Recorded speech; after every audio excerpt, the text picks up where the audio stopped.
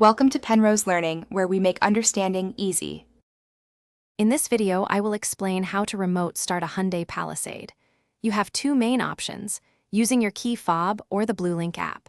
Both methods offer convenience, but the BlueLink app provides more advanced features and greater range.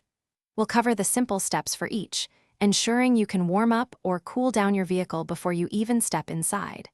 Get ready to make your daily routine a little more comfortable. To use your key fob for remote start, first ensure your Palisade is locked. Then, press the lock button once. Immediately after, press and hold the circular remote start button for about 2 seconds. Your vehicle's lights will flash and the engine will start.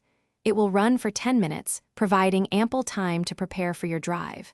To turn it off early, simply press the remote start button again. For more control, the BlueLink app is your best friend.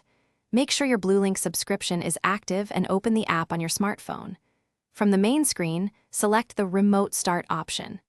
Here, you can adjust climate control, defrosters, and even heated or ventilated seats before starting the engine.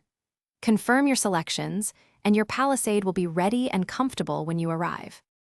Remember a few key things for successful remote starting. All doors must be closed and locked, and the hood must be fully latched for safety. Also, the gear selector must be in park. If any of these conditions aren't met, remote start won't activate. For more great deals and the link to those amazing darn tough socks with a lifetime warranty, make sure to check the description below this video. Thanks for watching.